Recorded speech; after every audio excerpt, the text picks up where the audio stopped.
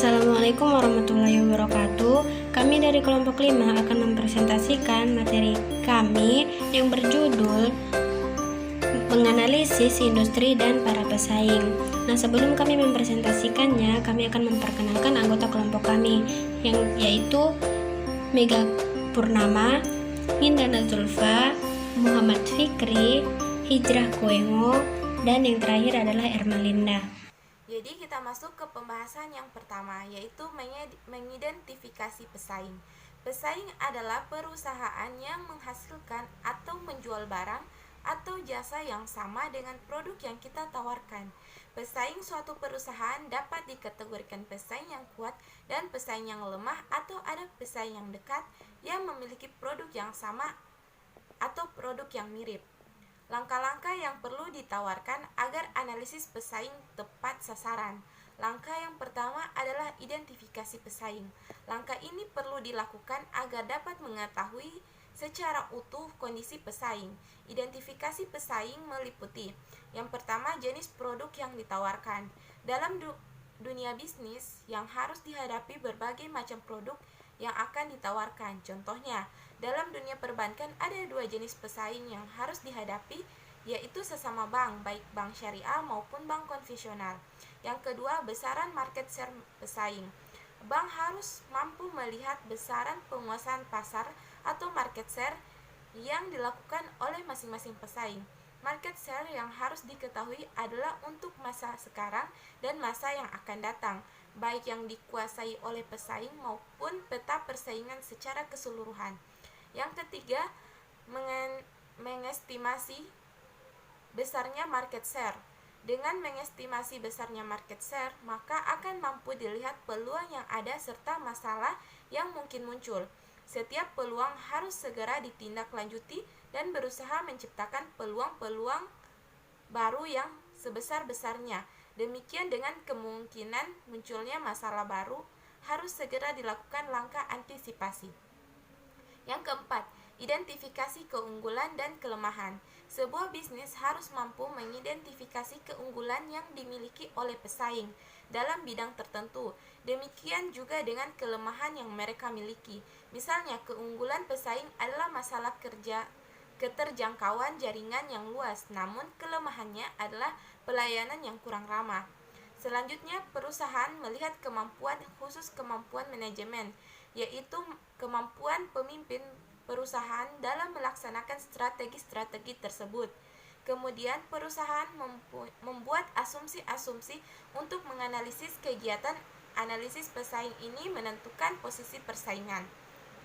Metode lain yang dapat untuk menganalisis pesaing adalah competitive profile matrix atau matriks profil persaing dan industri profitability. Kemampuan industri menghasilkan laba. Dengan metode ini, hambatan-hambatan yang dihadapi perusahaan dari pendatang baru, pembeli, pemasok, dan dari produk atau jasa pengganti. Strategi yang baik tidak hanya memenangkan persaingan, tetapi juga mempertahankan keunggulan. Jadi, semua usaha tidak hanya unggul dalam daya saing, tetapi harus mampu mempertahankan keunggulan daya saing tersebut. Baik, saya akan menjelaskan bagian mengidentifikasi strategi pesaing. Kata strategi diambil dari bahasa Yunani, yaitu strategia, yang artinya sebagai the art of the general, atau seni seorang panglima yang biasanya digunakan dalam peperangan. Dalam pengertian umum sendiri, strategi adalah cara untuk mendapatkan kemenangan atau mencapai tujuan. Dalam manajemen strategis yang baru, Binzek mengemukakan 5P yang sama artinya dengan strategi, yaitu perencanaan atau plan, pola atau pattern, posisi atau position, perspektif atau perspektif, dan permainan atau taktik, atau bisa juga disebut dengan play. Yang ketiga, strategi adalah posisi, yaitu menempatkan produk tertentu ke pasar tertentu yang dituju. Strategi sebagai posisi menurut Mitchbeck cenderung melihat ke bawah, yaitu ke satu titik bidik di mana produk tertentu bertemu dengan pelanggan, dan melihat keluar, yaitu meninjau berbagai aspek lingkungan eksternal. Yang keempat, strategi adalah perspektif.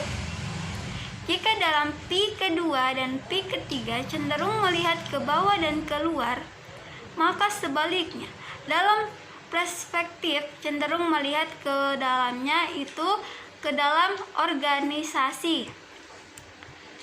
Yang kelima atau yang terakhir, strategi adalah permainan.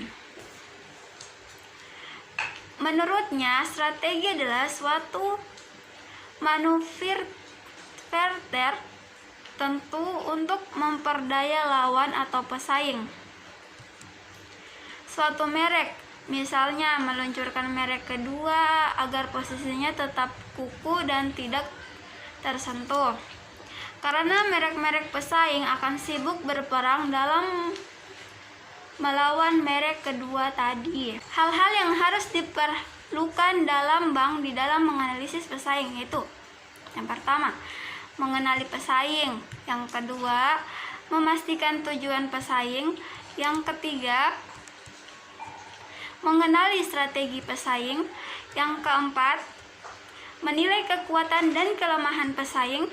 Yang kelima, memperkirakan reaksi pesaing. Yang keenam atau yang terakhir yaitu memilih pesaing untuk diserang dan dihindari. Selanjutnya saya akan menjelaskan tentang menentukan tujuan pesaing. Pesaing ada dua jenis, yaitu pesaing dekat dan pesaing jauh. Pesaing dekat adalah perusahaan yang memproduksi barang yang hampir sejenis, seperti bank umum, BPR, bank syariah, atau bank asing. Sedangkan pesaing jauh adalah perusahaan dan yang memiliki produk yang mirip. Contohnya, pesaing untuk bank adalah lembaga keuangan yang kegiatannya memiliki kesamaan dengan bank, seperti asuransi, pos giro, pegadaian, koperasi simpan, leasing, money changer, atau dana pensiun. 3. Peningkatan mutu produk bertujuan untuk mempengaruhi pelanggan milik pesaing. Peningkatan mutu produk ini dapat dilakukan dengan memberikan berbagai kelebihan, baik pelayanan atau kelebihan lainnya. Misalnya, produk plus bunga yang kompetitif, frekuensi penarikan, jumlah jaringan, atau teknologi yang dimiliki. Tujuan pesaing antara lain: yang pertama, memaksimalkan laba. Jika sasaran mereka memaksimalkan laba, perusahaan perlu mengetahui laba jangka pendek atau laba jangka panjang, dan apa tindakan yang akan mereka ambil. Kedua, memperbesar market share. Jika sasarannya untuk memperbesar, maka perusahaan perlu mengetahui apakah pertumbuhan market share yang dimiliki cukup. Baik, saya akan menjelaskan analisis kelebihan dan kelemahan pesaing. Nah, sebelum melakukan strategi dalam menghadapi pesaing, maka terlebih dahulu perusahaan harus mengetahui kelemahan dan kekuatan yang dimiliki oleh pesaing. Kekuatan yang dimiliki pesaing juga harus dipertimbangkan, mengingat mereka dapat pula memanfaatkan kekuatan untuk melakukan serangan balik. Identifikasi kelemahan dan kekuatan pesaing dapat dilakukan melalui tahap-tahap sebagai berikut, yaitu yang pertama, mencari dan mengumpulkan data tentang segala sesuatu yang berhubungan sasaran, strategi, dan kinerja pesaing. Selanjutnya, mencari tahu kekuatan pesaing dalam hal keuangan, sumber daya manusia, teknologi, dan serta lobby pasar. Yang selanjutnya, mengetahui market share yang dikuasai pesaing dan tindakan pesaing terhadap pelanggan. Nah, dan yang terakhir yaitu mencari tahu kelemahan pesaing dalam hal keuangan, sumber daya manusia, teknologi, serta lobby pasar. Semua data dan informasi yang dibutuhkan akan dapat dilakukan melalui riset pemasaran, baik langsung melakukan intelijen ke bank pesaing atau lewat lembaga lain. Informasi tentang data pesaing juga dapat diperoleh dari pelanggan, karyawan, atau lembaga lain. Metode pengumpulan data ini dapat dilakukan dengan pengumpulan data primer maupun data sekunder. Dengan diketahuinya informasi tentang kekuatan dan kelemahan pesaing, maka dibuat daftar kelemahan dan kekuatan masing-masing sebagai langkah bagi perusahaan untuk melakukan strategi selanjutnya. Informasi kekuatan dan kelemahan pesaing dilakukan misalnya dalam bidang keuangan, SDM, produksi, dan teknologi, atau dalam bidang pemasaran itu sendiri. Kelemahan dan kekuatan pesaing juga dapat dilihat dari segi produk, harga, distribusi, maupun promosi yang mereka lakukan. Dan F. Identifikasi reaksi pesaing.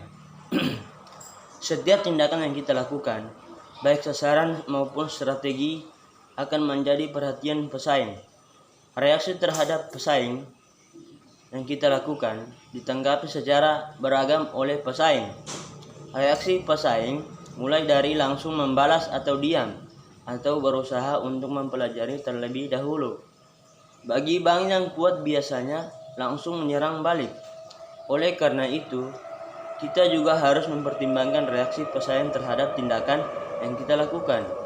Usahakan jangan kita malah tidak kuat untuk menghadapi serangan balik tersebut. Jangan sampai serangan balik malah menjadi bumerang bagi kita. Sebagai contoh, reaksi pesaing apabila kita 1. Menaikkan suku bunga deposito, maka pesaing akan ikut menaikkan juga suku bunga depositonya, bahkan mungkin lebih tinggi dari yang kita lakukan.